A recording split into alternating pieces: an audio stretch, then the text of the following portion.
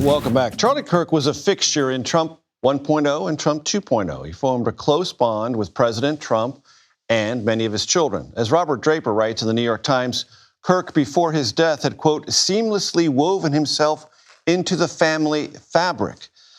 Donald Trump Jr. was especially close with Kirk. Kirk served as Don Jr.'s scheduler back in 2016. I remember that time. Before Charlie Kirk arrived, Don Jr.'s schedule was a mess, and he really brought order and discipline to it back when he was only 22 years old. Robert Draper joins me now on set. I'm glad that he's here. He's author and staff writer for the New York Times. You paid very close attention to Charlie Kirk, wrote a very, very long profile of him. What attracted you to him as a subject of journalism? And what do you want my audience to know about him as a force, a young force in American politics? Sure, Major. I don't think it's an exaggeration to say that Charlie Kirk was one of the 4 or 5 most influential people in Republican politics. So that in and of itself would have made him of interest to me. But he was 31 also, and had achieved all that he had achieved beginning at the tender age of 18. And I think, more than anything else, Major, it's not just that he was an advisor. He was that. He was a campaign organizer. He was also a youth organizer too, but he was like a real presence, projected a kind of dynamism and youth that one doesn't see much in politics, and certainly not in the Republican Party. And Robert, it's been my experience that many, many Republicans are dependent on President Trump politically. Charlie Kirk was not dependent on President Trump politically. He was a force of his own. They were aligned and associated, but it's my impression that he didn't need any particular promises kept by the president or favors extended to him to continue to be as he was.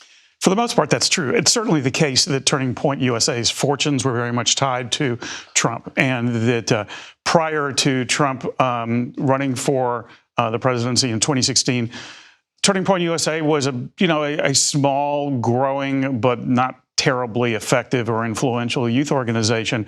Once they started having these big events and the keynote speaker at the events was Trump, then they grew exponentially, as did their influence. But you're still right that Kirk was a force of his own, and that the attraction that he had, particularly to young people sort of playing footsie with the idea of conservatism on campuses, was that Kirk really made it his business, made it his mission to try to make conservatism cool, which kind of seemed like a laughable thing back in the Obama era when he first started out.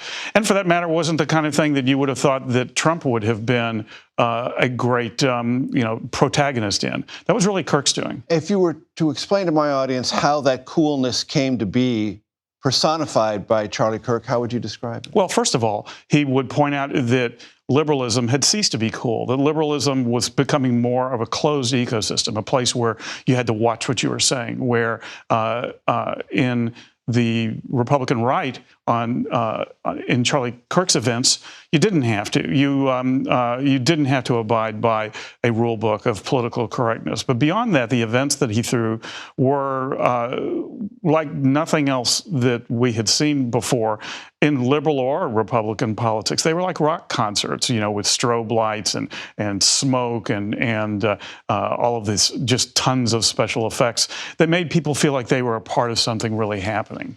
How much of it also vectored Robert off of Charlie offering what he thought was a response to the sense among young American men that there was a wilderness of masculinity? Oh, I think that was crucial. And I think that Kirk was, I think, one of the chief protagonists early on, Major, in beating that drum that young men in particular were being put in a state of apology. That that their turn was up, and Kirk essentially said to this generation, no, that's not the way it should be. That's not the way it has to be, and we're going to make sure that the wokeism of the left will not overcome and become this central feature of your life. We're not going to have it. On that score, was he an exaggerator?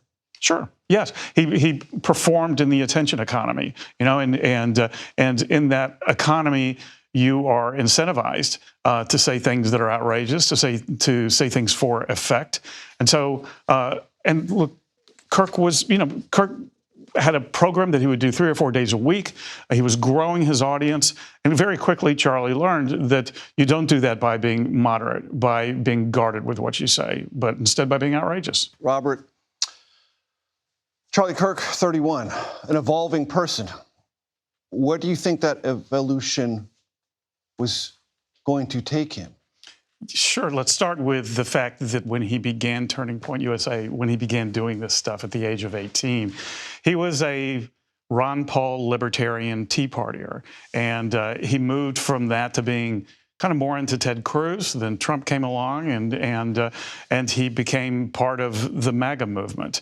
I think that some of his positions were becoming further rightward, I suppose you could say. I mean, he certainly believed, for example, that Muslims, the growing Muslim population in America, presented a threat to American values. He believed that transgender people were mentally ill.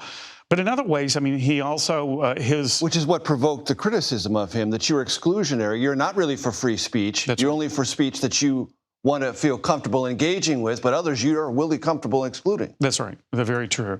But at the same time, I think there was more texture to his America First views as he began to explore what does it mean to be a populist. So,